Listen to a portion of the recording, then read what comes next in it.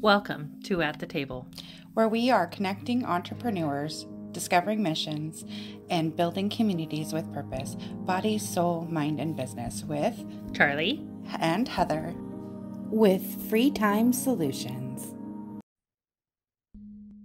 Good morning. Welcome to the table. I'm Charlie, your host, and welcome to this week's weekly reading. If you have been along this journey with us, we are learning and growing together. And right now we are reading The Voice of Knowledge by Don Miguel Ruiz and Career Self-Care by Minda Zetlin. I'm going to read a chapter of each book each week. You can go back and listen to previous chapters, or you can hop right in where you're at and grow with us. Either way, up to you.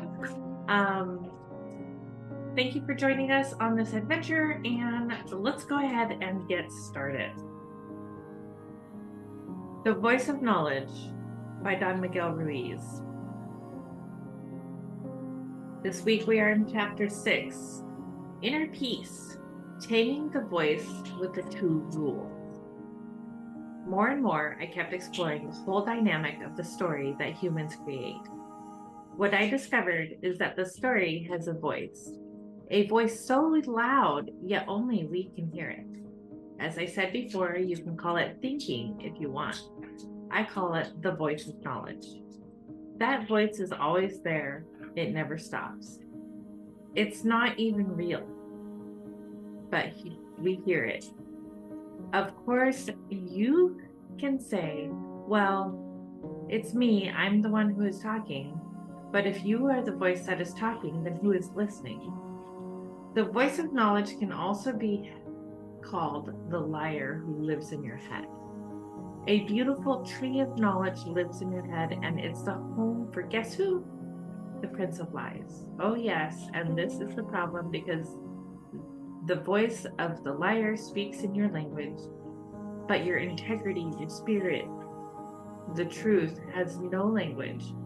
You just know the truth. You feel it. The voice of your spirit tries to come out, but the voice of the liar is stronger and louder, and it hooks your attention almost all of the time.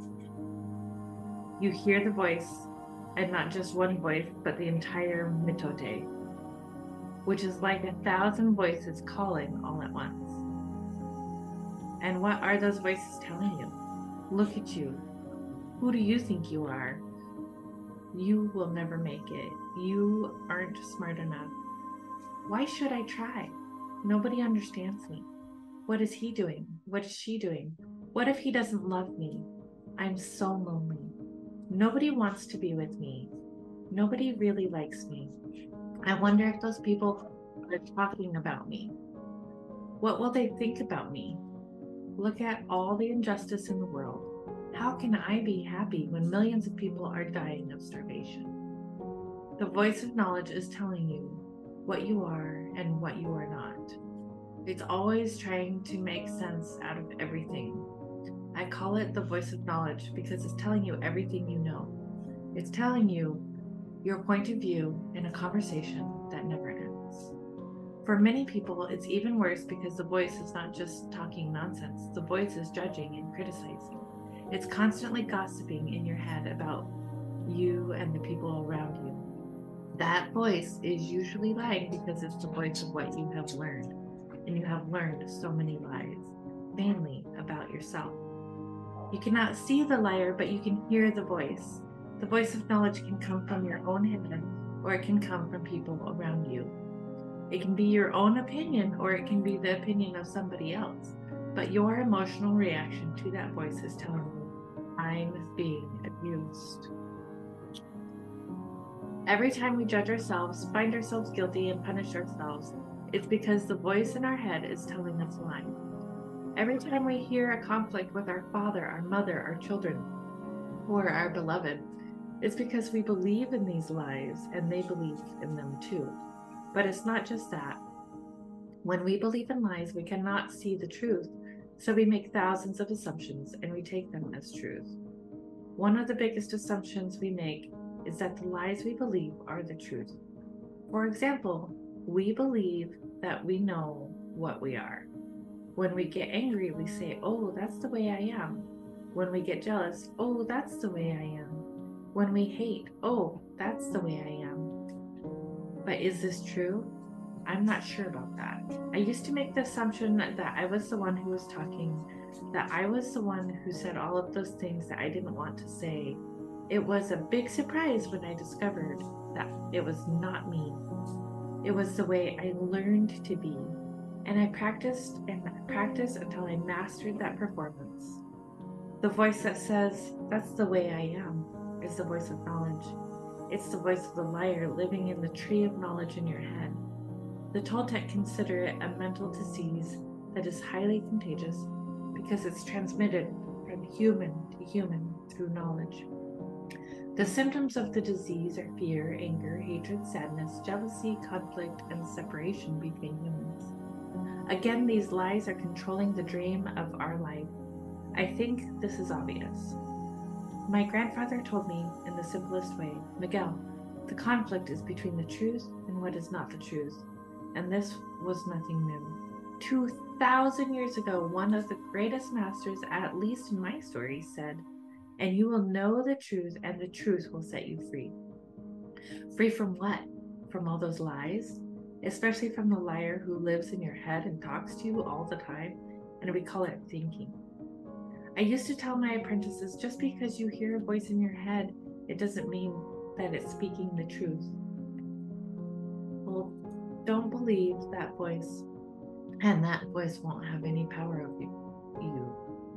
There's a movie that illustrates my point beautifully. It's called A Beautiful Mind. At first I thought, oh, another spy movie, but I became more interested when I realized that the main character is schizophrenic. He's a brilliant man, a genius, but he sees people who don't exist.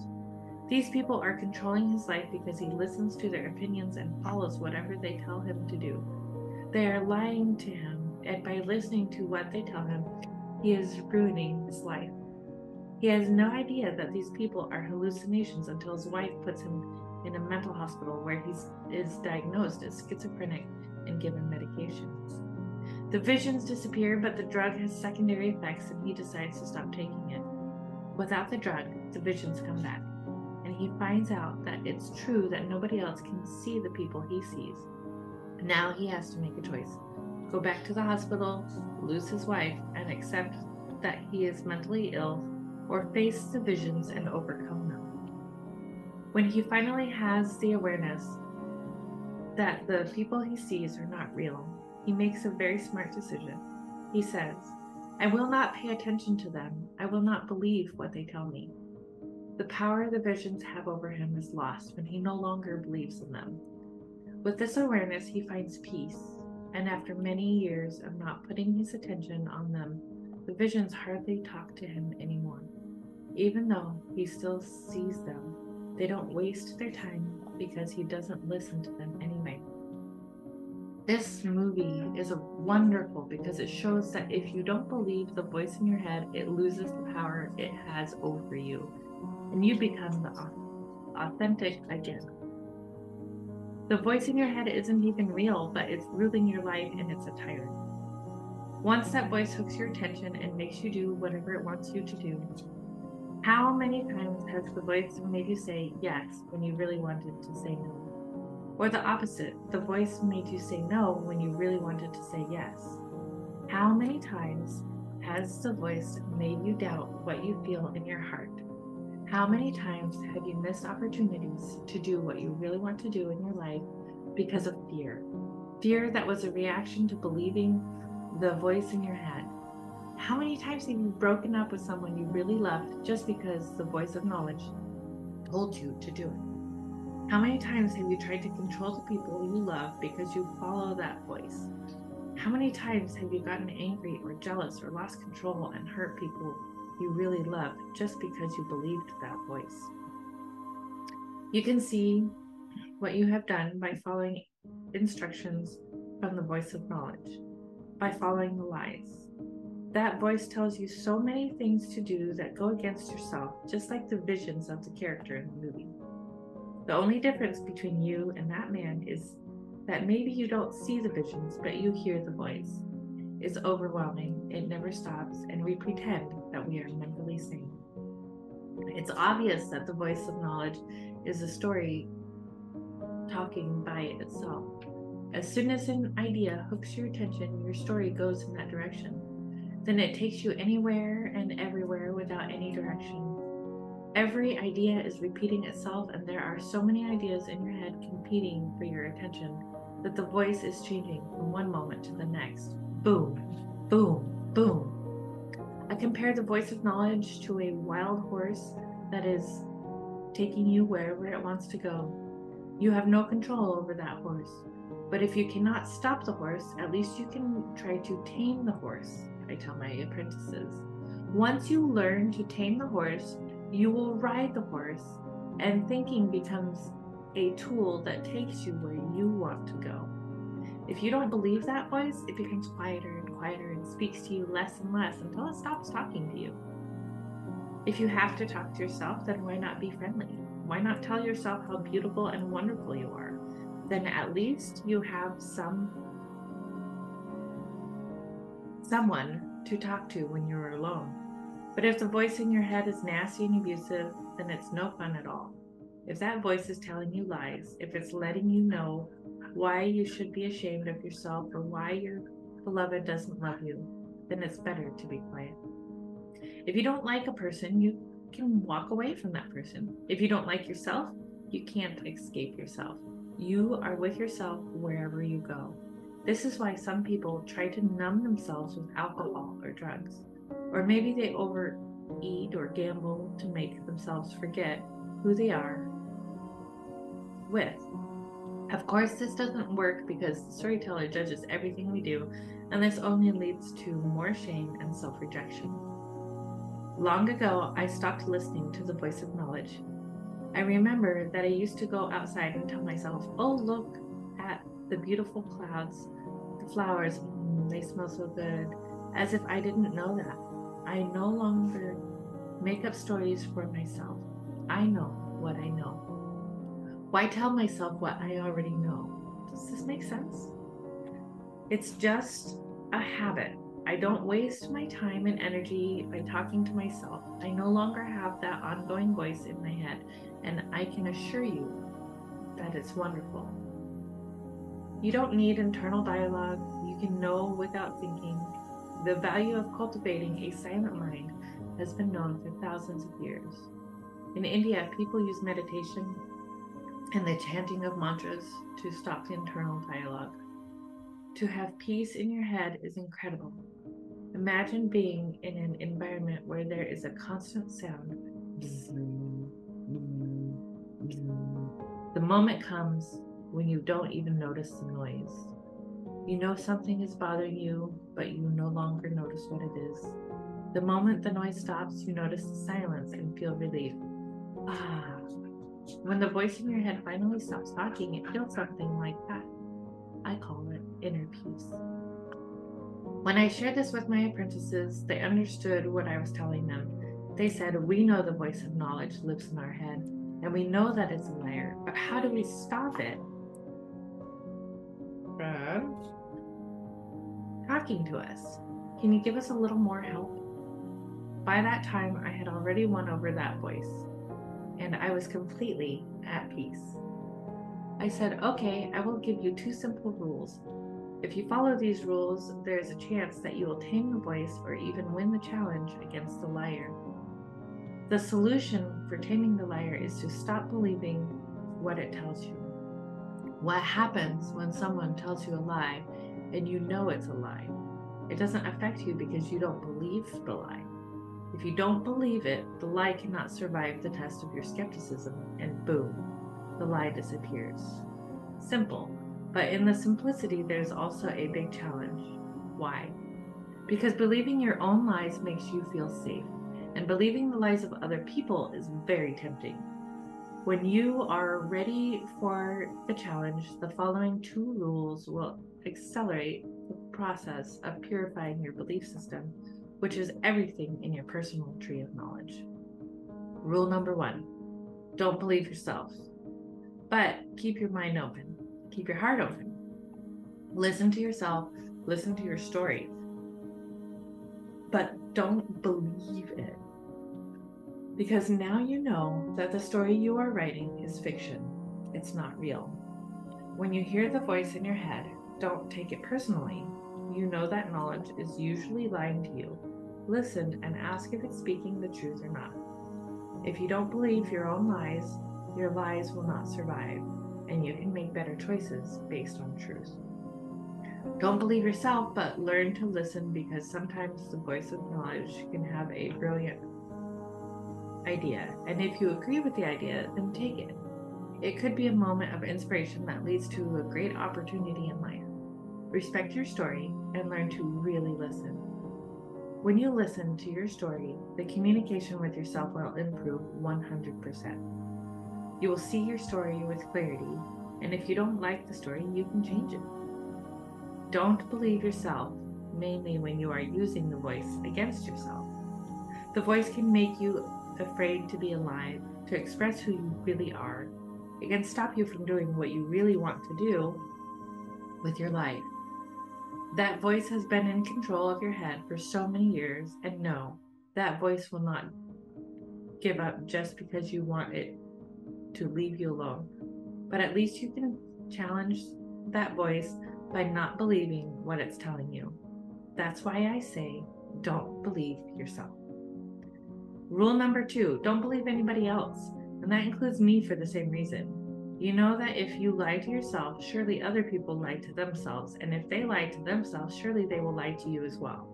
When people talk to you, who is speaking through them? Who is dictating what they say? You have no idea if what they are saying is coming from their heart or from the Prince of Lies who lives in your head. You don't know, so don't believe them, but learn to listen without judging. You don't need to judge people because they lie. How many times have you heard someone say, "Oh, he's a pathological liar," when in reality, everybody is possessed by the Prince of Lies? There are lies everywhere. People are always lying. And when they don't have awareness, they don't even know it. Sometimes they really believe what they are saying is true, and they can really believe it, but it doesn't mean that it's true. Don't believe anybody, but this doesn't mean closing your mind to or your heart. Listen to other people tell their story. You know that it's just a story and that it's only true for them. When you listen, you can understand their story. You can see where people are coming from, and the communication can be wonderful. Other people need to express their story, to project what they believe, but you don't have to agree with what they say. Don't believe, but learn to listen, even if it's just a story.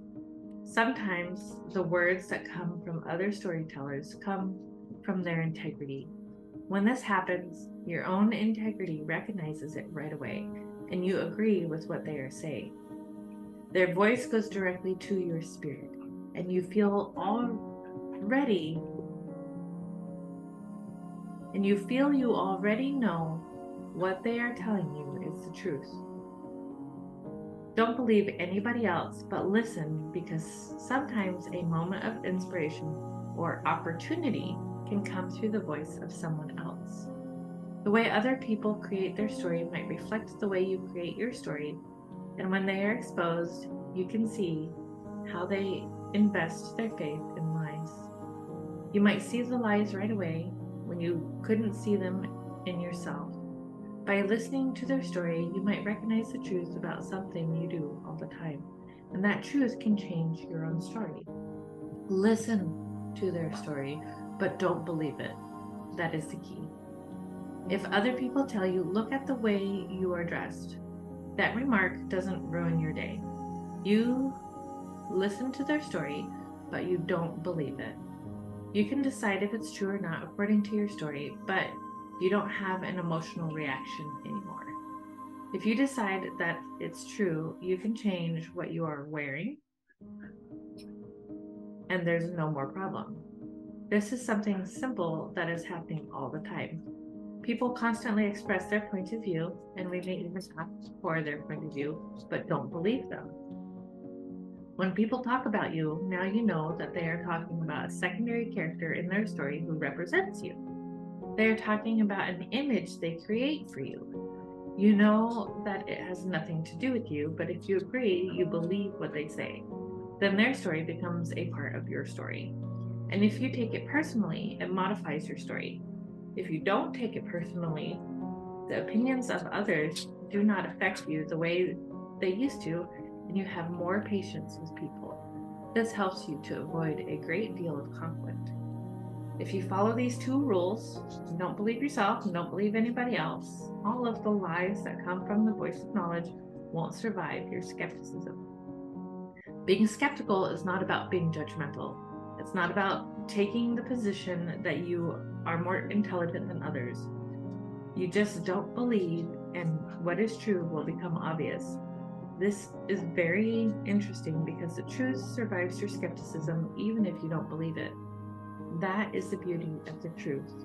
The truth doesn't need anybody to believe it. The truth is still the truth whether or not you believe it. Can we say the same about lies? No, lies only exist because we believe them.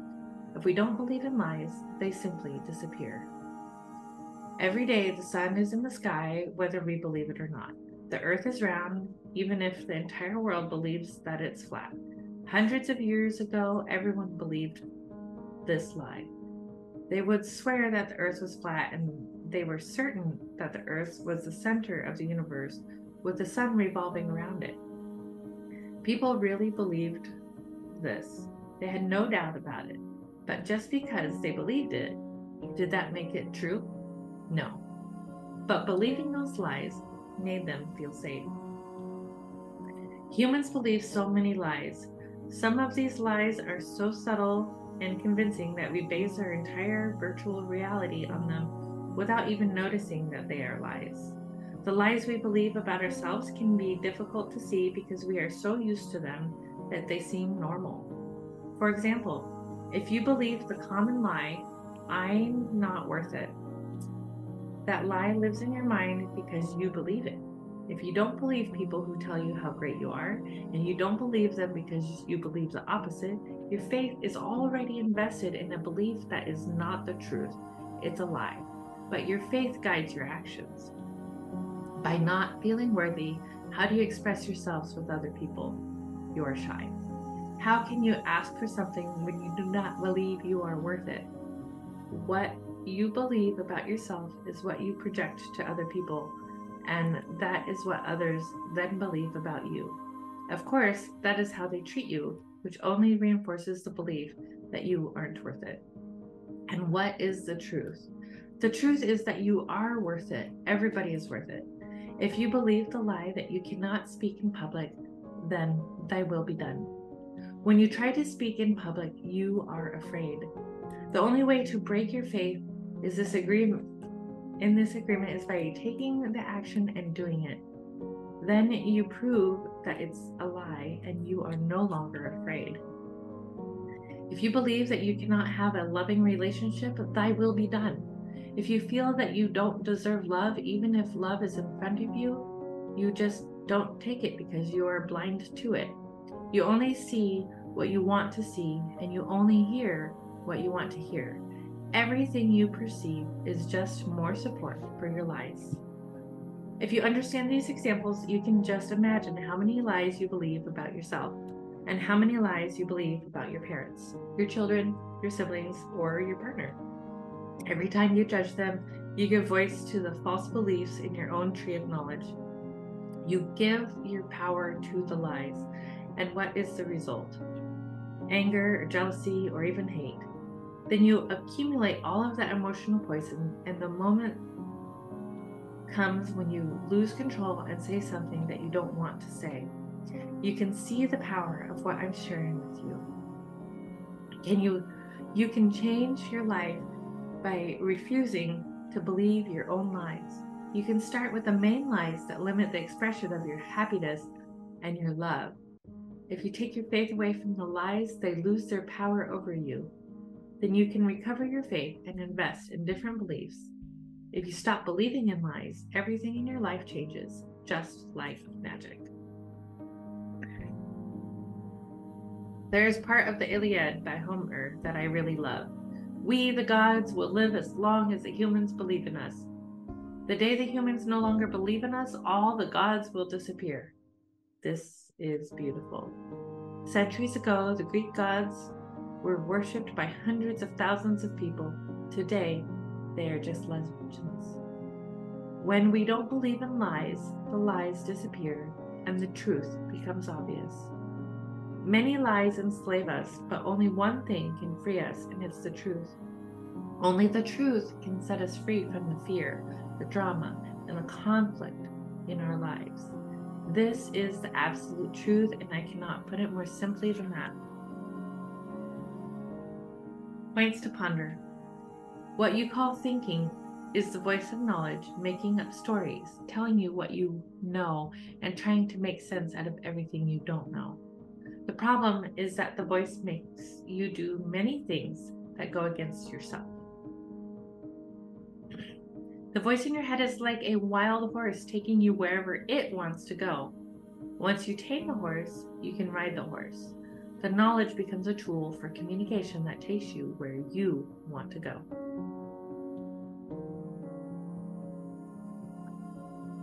You don't need internal dialogue. You can know without thinking. You can perceive with your feelings. Why waste energy telling yourself what you already know or worrying about what you don't know? When the voice in your head finally stops talking, you experience inner peace. The solution for taming the liar in your head is to stop believing what it tells you. If you follow 2 rules, don't believe yourself and don't believe anybody else, all of the lies you believe won't survive your skepticism and will simply disappear. The truth survives our skepticism, but we cannot say the same about lies. Lies can only survive if we believe them. The truth is still the truth, whether or not we believe it. That is the beauty of the truth. The voice of knowledge rules your life, and it is a tyrant. If you refuse to obey that voice, it becomes quieter and quieter and speaks to you less and less until it no longer controls you. When the voice loses power over you, lies no longer rule your life and you become authentic again. Okay, and this week in Career Self-Care by Minda Zetlin. Chapter 19, You Have a Brain. Here's how to make the most of it. Many years ago, a neuroscientist named Josh Davis was scheduled to give a presentation at a large conference. The conference was in a destination city, so his wife cleared her schedule and arranged for vacation time so she could accompany him. The presentation was scheduled for Monday, and on Saturday, just as Davis and his wife were planning a day of sightseeing, he learned that a more senior colleague of his was going to give almost the same presentation that Davis had planned. As the more junior person, I had to change my presentation.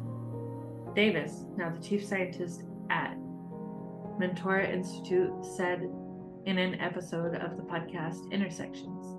This meant he had less than 2 days to create a new presentation to give to a huge audience, even though his wife had gone to a lot of trouble to be there with him so they could enjoy the city together. If it had been me, I would have been overcome with frustration, anxiety, and flat-out fear. I'd have apologized grumpily to my spouse and sent him off to explore the city on his own. I'd have been furious at my colleague for stealing my thunder, at myself for not having come up with something more original, and at my husband for getting to have a good time while I had to slave away in our hotel room. I'd have ordered a gallon of coffee and maybe some pastry from room service, popped open my laptop, and struggled to contain my roiling emotions long enough to get a new presentation written. Fortunately for Davis, as a brain expert, he knew better than to do any of that. He spent the next couple of hours strolling around the city with his wife and then had a nice leisurely lunch. The stress levels started to reduce, he said. Yeah, it was still on my mind. I knew I had to do it, but there were breakthroughs occurring in my mind as I started to realize what was important for me to do here with this audience and what messages I had that really were unique. I was able to stay focused, so focused on my purpose because of that. Not wanting to abandon his wife any longer than necessary, he rewrote his presentation in 2-hour and 1-hour work sessions over the next day and a half. Working in that limited time had surprising benefits because it forced Davis to zero in on what was most essential to include in the presentation. My mind automatically started going to this place of what is important here, he recalled. The work I did was so on point, and I managed to reuse a lot of existing content from other things. How did the presentation go? People loved it. It was a big hit, he said. I've been able to use it again and again, and I got to spend time with my wife. She was happy that she'd come.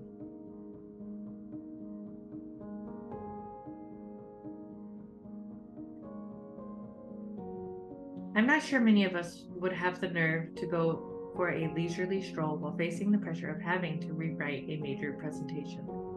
The knowledge that helped Davis make that choice is the basis of his work.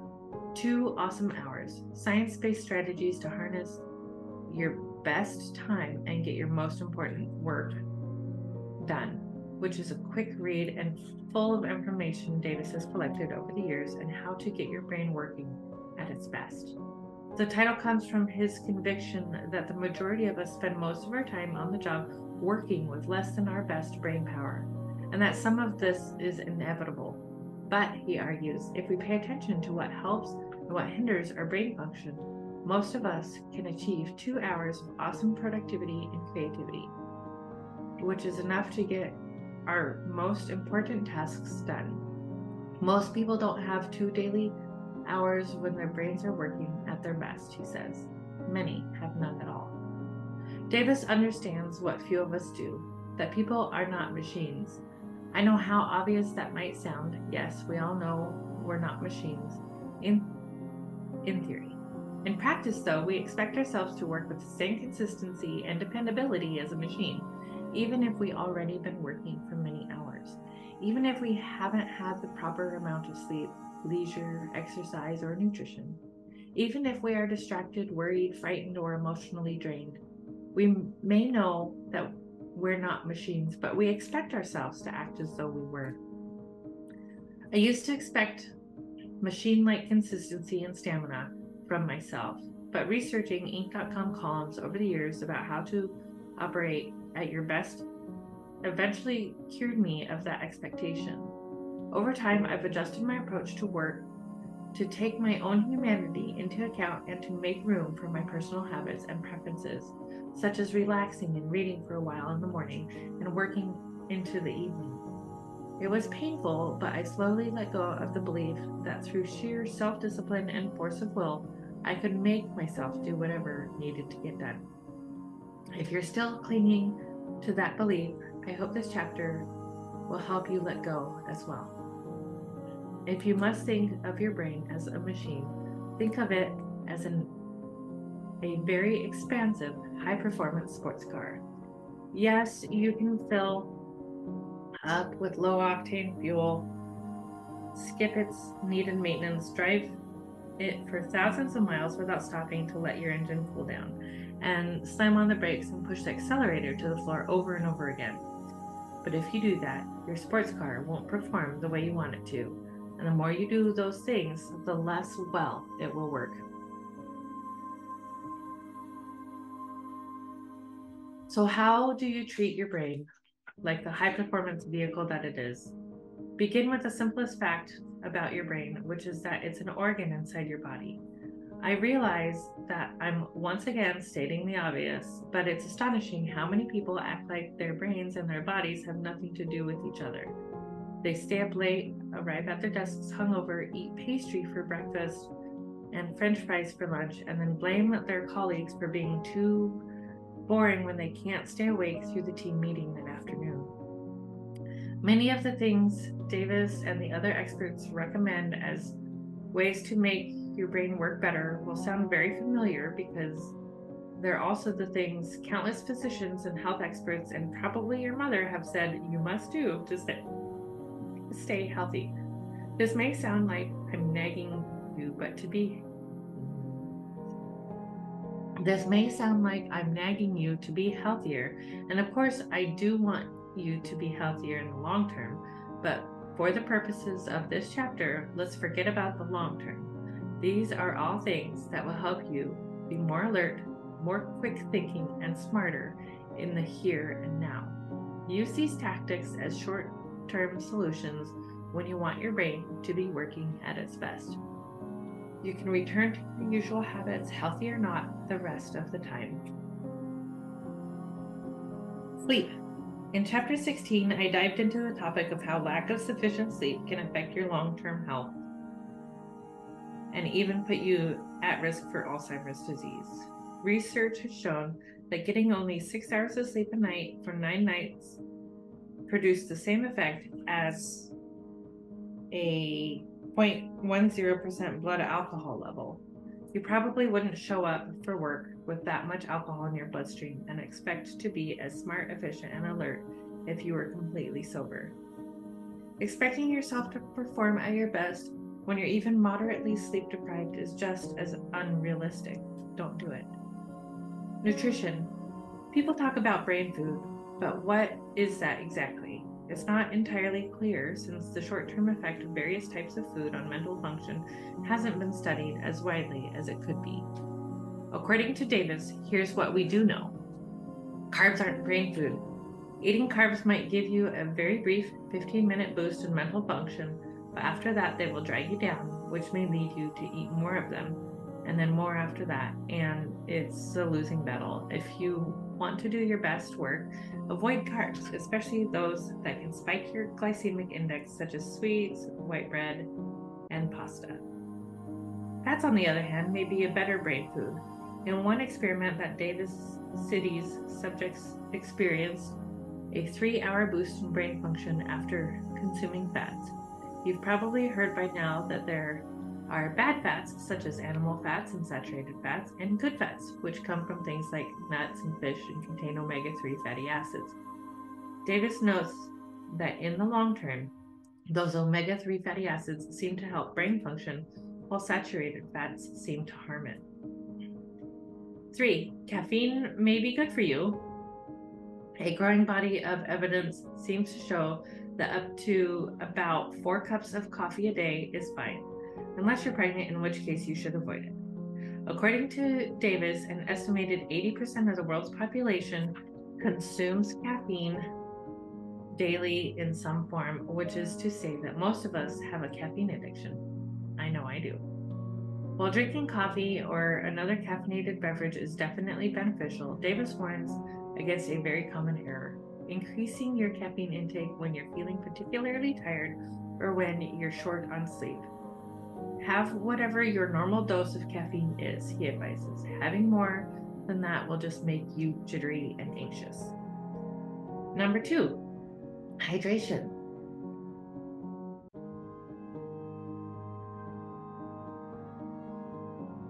Most of us don't realize how much of an effect water has on our mental function and our moods. I learned this lesson myself the hard way on a trip through southern Utah with an old friend. We set out on a multi-day backpacking trip through the desert carrying plenty of water, or so we thought. Then we saw a sign at the trailhead that said we needed 1 gallon per person per day on the trail, and we had about half that much. We asked a passing park ranger for advice, and he said we'd be okay because the weather wasn't all that hot. So off we went, figuring we'd ration our water just to make sure. We were thirsty over the next 2 days, which was to be expected since we were rationing water. What was more surprising was the dramatic effect it had on our moods and our relationship. It turns out that dehydration can make you very grumpy, and we found ourselves squabbling over just about everything. Eventually, we came upon a stream. We immediately cut our planned hiking route short and instead camped next to it for 2 nights. We had a water treatment kit with us, and we drank and drank and drank. Davis has some simple advice that we should all follow.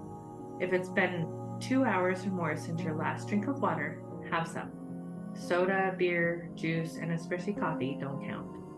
This alone can noticeably improve your mood and energy level. Learning about the importance of hydration has turned me into one of those annoying people who carry a water bottle everywhere. I'm also inordinately fond of those old-fashioned water carafe and glass combinations where the glass fits over the top of the bottle and doubles as a lid. Something you're likely to see on the set of a period drama. They turn up in antique stores and flea markets, and my husband bought me one a few years ago that sits on its own special coaster on my desk. I find that if I fill it before starting work in the morning, it's emptied by the end of the day without my having thought about it. Sometimes just having a container that you like with an easy reach is enough to get you drinking more water without any extra effort. Movement. You know by now that the regular exercise is important for your overall health and will lengthen your life. That's the long-term benefit of exercise. In the short term, exercise is a great idea because it's proven to improve your mood. In fact, a Harvard study found that people who spent an hour more a day moving than their sedentary counterparts had a 26% lower risk of depression, and that benefit held even if they were doing everyday activities such as climbing stairs or folding laundry instead of official workouts. There's no doubt at all that regular exercise will make you both healthier and happier. I'm not here to tell you about the health benefits of regular exercise. I'm here to tell you that brief bits of movement, too brief to have any real effect, can nevertheless change your mood and improve your brain function within moments. Years ago, I interviewed an executive coach and stress expert named Jenny Evans, who suggested something so simple and quick that anyone can do it in any circumstance, and it's absolutely brilliant. When you're feeling stressed, your boss has just chewed you out, you realize you're going to miss an important deadline, you just lost a deal or a promotion you were counting on, do some vigorous exercise, but only for 30 to 60 seconds. This could amount to running up one flight of stairs, doing a handful of lunges or jumping jacks, running in place, or putting in your earbuds, turning on some dance music, and dancing around your office or the parking lot for 1 minute or less. That's not enough time to work up a sweat, so you won't need to fuss with your clothes or change your shoes. Set a timer, and when your 30 or 60 seconds are up, you're done, she said. How can such a short bit of exercise make any difference at all? It's because of evolution, explains Evans. When you're under stress, hormones such as cortisol flood your system to produce the fight or flight response that help keep your ancient ancestors safe from an attacking enemy or other threat. Those hormones cause them to spring into a short burst of action, either to run away or to fight back. So 30 to 60 seconds of movement is enough to satisfy that urge and put some endorphins into your system instead. Years ago, I was on a flight that had just arrived, and I saw a tall man standing up to leave his seat and bang his head painfully on the low ceiling above him. He turned around and punched that ceiling hard, even though it was a silly thing to do, and there were about 100 people watching him. You've probably seen or even had such a reaction yourself. That's how powerful stress hormones can be, and why a short burst of exercise is such a good way of dealing with them. Beyond that, Josh Davis says, you can use exercise to maximize your productivity and effectiveness during your workday, and especially before giving a presentation or participating in an important meeting. In the next 30 minutes to 5 hours, how do I want to be thinking and feeling, he says. If you engage in some moderate exercise, a 40-minute brisk walk, a 20-minute light jog on a treadmill, 10 minutes going up and down stairs, that is an extremely reliable way to reduce anxiety that will get you in a more positive mood and able to collaborate more effectively. Use it when you really need to hit the reset button. Davis uses this tactic himself. Now that I know this, I build it into my preparations. If I'm traveling and I'm going to present, I'll jog in place for 15 minutes in my hotel room if I need to. This sort of thing is common among the most seasoned presenters. Tony Robbins, for example, famously bounces on a mini trampoline before heading on stage. Knowing what to do when. I used to start my workday by reading my email and answering anything that required a response before digging into my real work. It seemed like such a logical approach. I could get any urgent matters or questions that needed answering out of the way, giving good service to my clients by providing a rapid response. I even wrote a column about how all the efficiency experts were wrong about the need to combine email to an hour or two in the late afternoon. At the time, I was HASA president, and I argued that if I didn't answer my email promptly, I would prevent others from getting on with their jobs because they'd have to wait for me to respond to their questions and requests. Besides, reading email is so enticing. It doesn't seem to take much brain work or energy. Every time you answer someone's question or solve someone's problem and hit send, you're filled with a small sense of accomplishment. It seemed like the perfect way to ease myself into the workday. But then I interviewed Davis. He made me see that starting the day with email was a terrible idea because of decision fatigue. Although we're mostly unaware of it, every decision we make, even if it seems inconsequential, costs us mental energy. We make a lot of decisions without noticing, he says. Email involves a lot of decisions. Should I send this right now? Am I including the right people? Did I say it right way? A lot of people try to peck that in right before they're going to give a presentation or do something creative, and they're affecting their ability to do that effectively. Conversely, later in the day, when you're worn out from more important tasks, is a great time to tackle email and a terrible time to try to get yourself to do something creative or make an important decision. Tackling your most challenging creative work first thing, which I try to do, though I don't always succeed, and leaving email and other mundane tasks for later is one way that timing things properly can help you be much more effective. Another is to pay attention to your emotional state. Your mood also has a big effect on your ability to work productively, even though you might not want to admit it. I know I don't want to admit it. I figure I should be able to do my best work whether I'm feeling happy, confident, and fresh, or miserable, worn out, and full of self-doubt. But I'm slowly learning to stop expecting machine-like consistency from myself and to recognize the massive effect my emotions have on my ability to function. I'm a very moody person, and when I'm feeling happy, it's easy to get in the flow of work.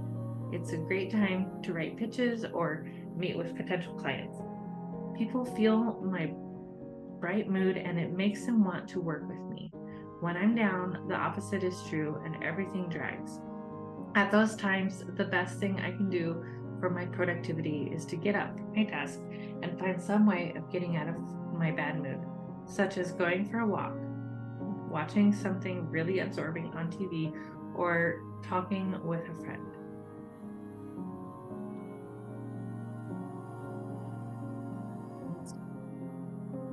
Dealing with distractedness. Most of us strive, or at least wish, for a workspace with few distractions and a relatively quiet setting in which to do our most thoughtful work. We're right to want that. Davis says, since a calm, quiet environment is best for optimum brain function. But most of us also think that once we're in our workspace, we can concentrate fully on our work, and with nothing to pull us away from it, we can knock out hours and hours of focused productivity. That is pure fantasy. The human brain isn't wired to focus on one thing for hours on end. Instead, its natural state is to constantly scan whatever is in our environment, paying particular attention to anything new or unexpected. Once again, blame evolution. Detecting approaching people, animals, flying objects, and so on is a straightforward survival strategy, whereas staying focused on one thing without keeping an eye on potential dangers will leave us fairly exposed. Davis writes in 2 awesome hours. What should you do about it? Begin by eliminating your most compelling distractions. If you want to focus on an important task, you should, of course, have email and social media notifications turned off. Davis also suggests putting your smartphone somewhere you can't easily reach it, such as on the other side of the room. If you start looking at Instagram or checking the latest news, you can lose half an hour or more before you realize it. Once you've removed the most compelling distractions, don't be afraid to let your mind wander.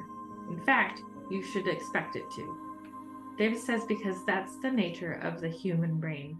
He recommends looking out the window, or if you don't have a window with a good view in your workspace, gazing at a poster from time to time during your workday.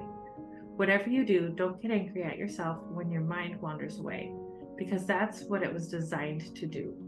Looking out the window or at your poster is a sufficiently boring activity that your attention should naturally snap back to whatever you were working on within a few minutes. In chapter 16, I talked about your brain's default network, which helps you solve problems while your attention is elsewhere. You just may find that once your mind is done wandering, the solution to whatever you were working on will have magically appeared. Exercises to try. Number 1, break the email habit. How much time every day do you spend on email? More importantly, what time of day do you read and respond to email? If you're in the habit of reading email at the beginning of the day, try putting it off till late afternoon. The same goes for Slack messages, chat, text, phone calls, and social media. And if you're accustomed to starting the day with some other mundane tasks such as filling out paperwork, set that aside for later as well. Instead, when you first arrive at your desk in the morning, tackle your biggest, most important task, the one that requires all your creativity and problem-solving skills. Try this for a week, or if you can't imagine a week, for 3 days. At the end of that period, ask yourself whether doing your most important work at the start of the day helped you make more progress on the tasks that are most important and meaningful. Also, ask yourself whether dealing with your email or Slack, etc., a bit later in the day created any major problems for you or for anyone you work with. If the answer to the first question is yes, and the second one is no, consider making this a permanent change.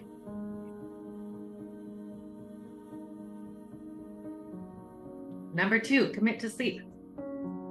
Most adults require between 7 and 8 hours to sleep a night, and as I mentioned in chapter 16, some researchers believe that means you need at least 8.5 hours in bed, since you don't spend 100% of your time in bed sleeping. Just for a week, try to get those 8 hours. Temporarily set aside other priorities you might have to make sure you have plenty of time for sleeping. Ideally enough to wake up without an alarm. While you're at it, up your sleep hygiene by shutting down all electronic devices at least half an hour before bed. That includes the television. You can improve sleep hygiene even more by taking a bath and/or having a cup of herbal tea before bed. Having some light exercise such as a walk during the evening and eliminating all light from your bedroom.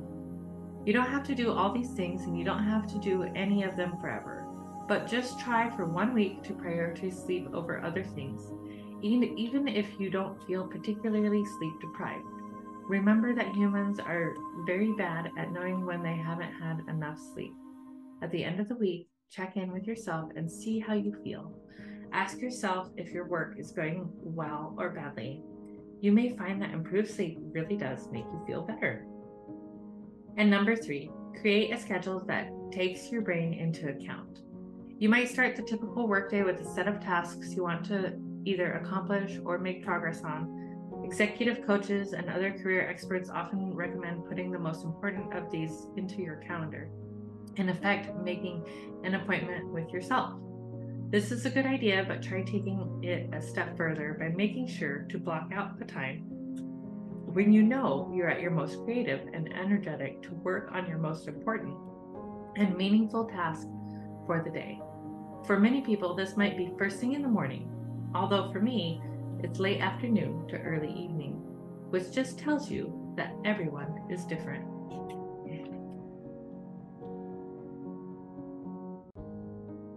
Thank you for joining us for this week's weekly reading. I hope you enjoyed this, and make sure you join us on Mindset Monday as we discuss the topics in the book. We'll see you next time. Namaste.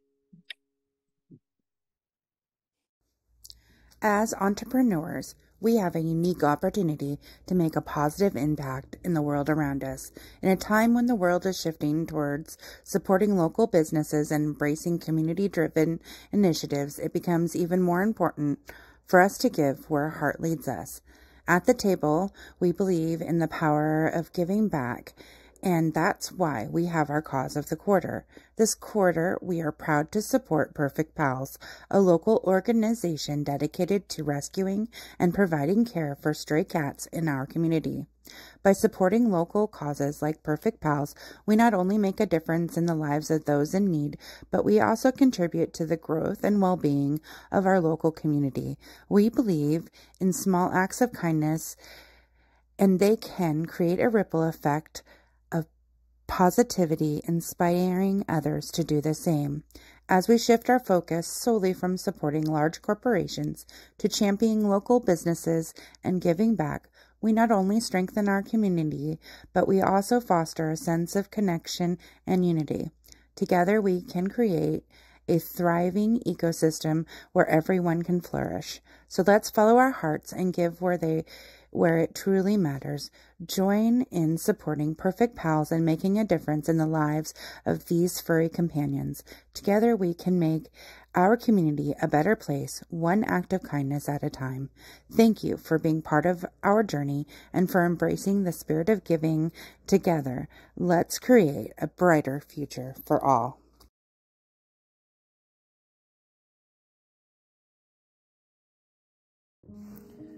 Are you tired of juggling endless tasks, struggling to find time for what truly matters?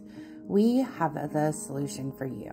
Introducing Free Time Solutions, your ultimate partner in reclaiming your time and maximizing your potential.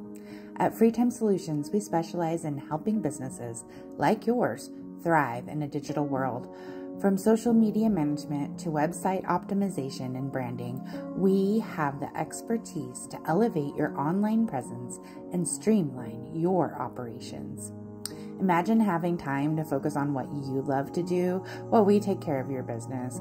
With our dedicated team of experts and innovative solutions, we leave you free to pursue your passions and achieve your goals. Whether you are a small business owner, entrepreneur, freelancer, we offer comprehensive services tailored to your needs. Our goal is simple: to give you back time, freedom to do what you do best while we handle the rest. So join us at the table and let Free Time Solution empower you to take control of your time and unlock your full potential. Visit our website at www.yourfreetimeback.com.